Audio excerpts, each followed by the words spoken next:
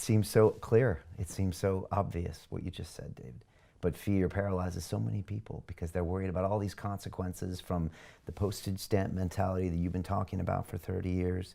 And so there's all the reasons why they shouldn't do what they should do, and then that stops them.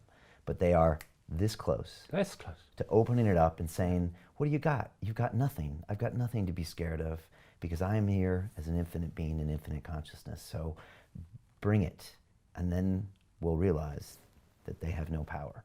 Ask one question, if you need to. Fear will ask it. What are the consequences of me not taking this shit anymore? Okay. Ask another question. What are the consequences of me taking it? And I'll tell you now, the consequences of taking it are infinitely greater than not taking it. So when people let go of fear, including the fear of death, which freezes so many people. Fear of death, there is no death. It's just a transfer of point of attention. That's what death is. That's all. We're infinite awareness. Once you let go of fear, what can stop you, control you, impose its will upon you now?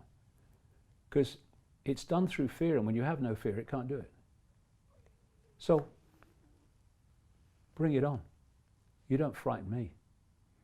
And you know something? You never frickin' will. For some reason, I'm having a flashback to an old episode of Star Trek, David. The one with William Shatner, the original ones. And there was this alien entity that was terrorizing the Starship Enterprise. And it fed off their own hate and fear of each other. And when Captain Kirk realized this at the very last scene, he said, oh, that's what they're feeding off. And they all started laughing, and they all started being joyful. And the entities literally died in front of their eyes. And they saw they were these tiny, little, insignificant insects, and they ran away.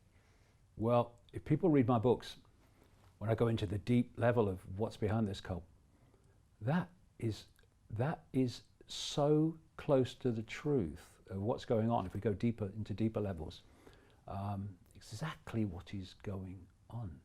And the greatest thing apart from fear is they have to divide and rule us. So they divide us on race and sexuality and political view and all the rest of it. And if we could just find the peace to be at peace with others having a different view to us, those fault lines would fall. And we would start to see that whether you are a Jew or a Muslim or a transgender or black, white, whatever, these are just different experiences of the same infinite state of awareness. They're just different points of attention in the same state of awareness. We are each other.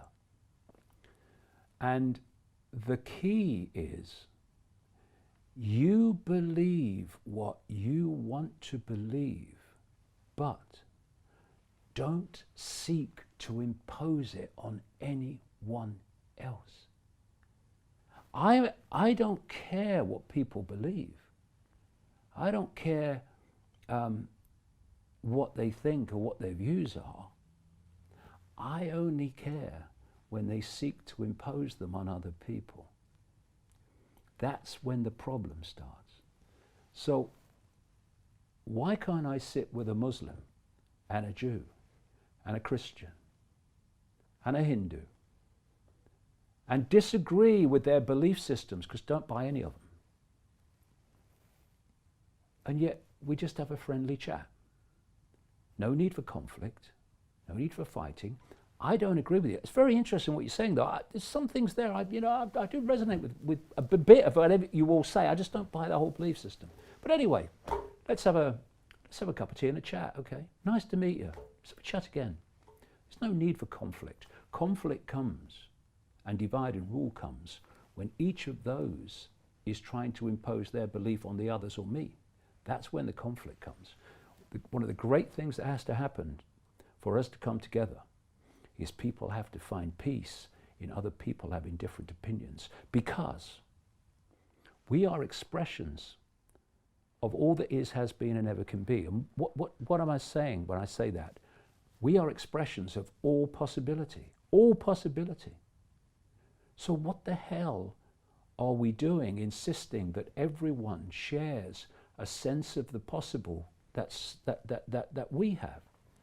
We're dealing with all possibility. We should be celebrating real diversity, not the frickin' illusion of it with a woke.